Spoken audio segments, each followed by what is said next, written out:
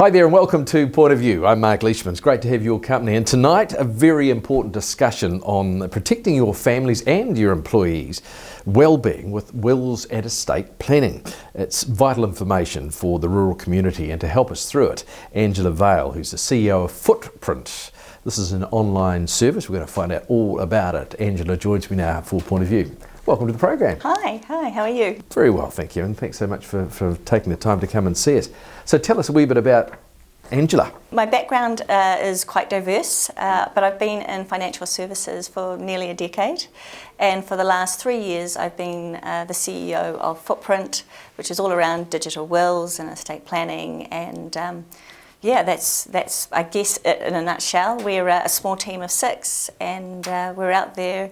We're the largest provider of online wills in the country, so we're doing all right. So how long's Footprint been in operation? 3 years. Right. Yeah, so we started off as part of Perpetual Guardian, a very well-known name, but when we discovered that there was a real call for doing more wills online, we put together a new business case and actually shifted into a specific digital environment. And so why just the ease? People want to make it easy for themselves. I mean, tell us about it. What do you need for a will? Do you need a lawyer to look at it, or how does it work? Well, so most, let me put it this way, 1% or less than 1% of people that come through us require a complex will. So a complex will is where you would probably bring in a lawyer or a trustee company, but these days that's sort of a bit more few and far between. The average Joe needs a standard will, and we have the ability to do that, and our whole system identifies whether you're complex needs or simple needs, and if you're complex needs, then we refer you to somebody for some more face-to-face help. But when we started out, we did some research, and in 2014 around 14% of people said that they were interested in doing their will online, and then in 2018 that had changed to 85%. So that's went into the case for Footprint. Can you describe what a complex case is? Presumably there's much more money involved. Is that what it generally means? Yeah, more assets. You'll have business ownership, shares, and trusts involved, and so much bigger assets usually. And so, as you say, your average Joe might have possibly a house or a car, and perhaps some savings or something, and so it's reasonably straightforward to say, well, daughter one can get that and son one can get that, etc. Absolutely. Lawyers are predominantly using a template to provide wills and fill in wills. Well, we use the same template. So it makes sense. If you've just got some simple needs, normal needs, then you can get it done a lot cheaper and very, very quickly.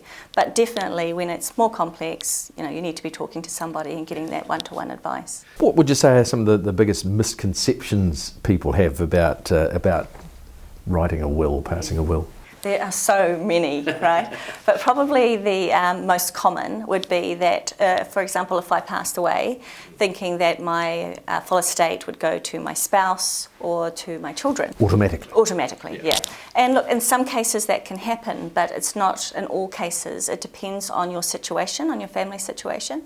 So, for example, if I passed away and I had no children, but had a spouse, and I also had my parents alive, for example, then in that case there's actually legislation that dictates who gets how much, and so my spouse would get so much, but my parents would also, which might not have been my intent, right? And also, if, let's say, I'm married and I have children and I pass away with no will, then my spouse would get so much of my estate according to the distribution, and my children would get like 2/3 of the estate. And again, that can cause real complexities for the surviving spouse and for the family. So really the best thing you can do is put the will in place, and that way you get a say who gets what. So the process of writing the will, you actually literally do it online, and tick all the boxes, and you nominate the amounts and all that sort of go through how it actually works. Yeah, it's exactly that. So it's really a fill in the box.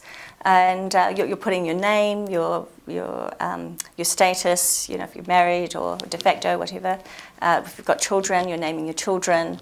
You'll name your executor, And it's just, there's 7 pages, but it's only like a few fields that you fill in each page. And according to what you put in, once that's finished, that a will is created, and then that goes to our professional will drafters. We check it, make sure that it's doing what it's meant to do, send it back to you, and usually in 3 days you've got your will sorted to be signed and witnessed. It's really quite quick. On average, it takes people 15 minutes. And so yes, so then you get it back, and then you get it signed by who has to sign it? Like a JP or a lawyer? No, it doesn't have to be. So in most situations, we'll pass the will back to the will writer, and we give them full instructions on how to get it witnessed and signed, and predominantly as long as your witness is over the 18 and they have to be present, and there's all these rules around where they are in witnessing it, and that they're not in the will itself. So as long as those rules are being followed, it's all signed and witnessed where the will writer wants it to be, and then they can send it back to us. They can put it in the vault that comes with our packages. They can put it in their storage at home, but it's done. And the verification process, I mean, how do you verify that the right person's actually made the will and someone hasn't got in there and, well, I'll fill out the form and I'll... Yeah. It's impossible for that to happen, presumably. So look, the online environment, there is a degree of trust in it that, it's basically saying, as part of the terms and conditions, that you are who you say you are and all of those sorts of things. Certainly, like when push comes to shove, when that will needs to be executed, then there's a process of identifying the executor. You're dealing with the beneficiaries. So if there was some dodgy play at the beginning, it would certainly get found out at the end. So, but there is a certain amount of you're signing a document saying you are who you say you are, and of course then you'd have to have witnesses. Yes. If it was dodgy, you'd have to have witnesses that were dodgy. It just really doesn't happen. And so then when it comes to the reading of the will, the sad day has arrived, and who does that? So you'll have your executor. So once you appoint your executor and the sad day occurs, your executor will look to locate your will and go through the probate process and then the estate administration process. So executor is really important. There's a lot around choosing the right executor. How do you do that? I mean, is it your lawyer or what, generally speaking? It can be a lawyer, it can be a trustee company, it can be friend or family. We personally recommend a trustee company, and the big reason for that is that an executor, if you choose, like if I were to choose my daughter and I passed away, if she made a mistake in distributing the estate that actually cost the beneficiaries money, then she would be financially liable for that. Now, in this instance, for example, she shouldn't really be my executor because she'd be in my will. But if she wasn't, right, even if it was a friend, they make a mistake, they're liable, right? And there's been situations where, by hand on heart, these executors have tried to do the right thing, but they don't know the rules and the process particularly well. And we know stories where people have had to mortgage their homes to pay for making a mistake in the will.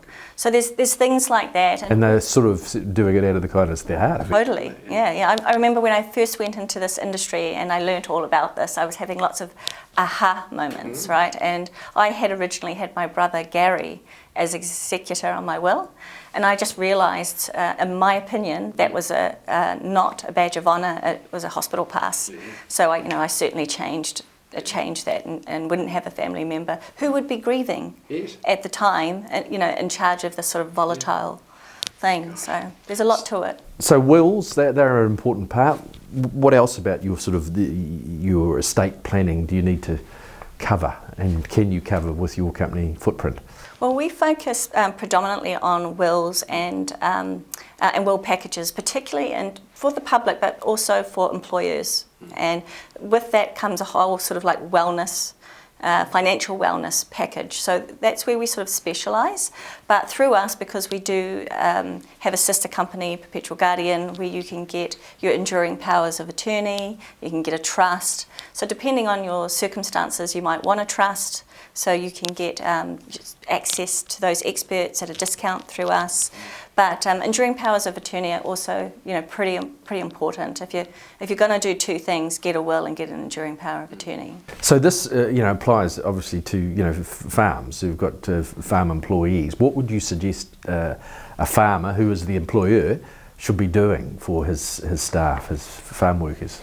Look, I think farmers or anybody, right, any employer, but it should really be enabling their staff to take action, enabling their staff to have access. Employers are in a really good position to level the playing field for employees, and that's because if they include packages like ours as part of their employee benefits, that means that no matter what their bills are at home, they've got access to these resources through work. And we know that the more financially secure you feel, or the more you learn, the more confident you are, the better outcomes you get, the less stress you have. All of this comes back into the workplace again. Happy worker. Yeah, that's right, happy worker. Less absenteeism, all of those things. And so that's the benefit for the farmer and the farmer is not involved in anything. He's just facilitating it. That's absolutely right. And look, there's not to be underestimated the feeling of you've done the right thing by your employees, by their family members, and there's a lot to be said for that peace of mind. And the importance of for a company to sort of encourage employees to get involved in this. I'm sure again a lot would say, I'm only 30, I don't need a will, that sort of thing. Yeah, incredibly important, particularly in environments where there's sort of more high risk, of course, and one of the things we're seeing a strong trend towards well-being. Employers, taking note that well-being is important, mental health really important, and financial literacy really important. So the natural progression from those things is to be financially prepared. Yeah, and the packages that we do, where we work with employers, is helping their employees be prepared, when something happens. And look, you've got a pandemic that's hit, and not enough Kiwis were prepared financially to be able to weather that storm. And it's the same to be prepared if you lose someone close to you, or if your income drops from 2 people to 1 or none. Being prepared now that we've already built the foundations of knowledge. We understand that now. Now employers can actually help us to facilitate the conversation of now let's do something tangible. Great stuff. That's fascinating. Angela Vale, the CEO of Footprint, is my guest tonight on Point of View. We'll take a short break. We'll be back with more from Angela right after this here on Country TV.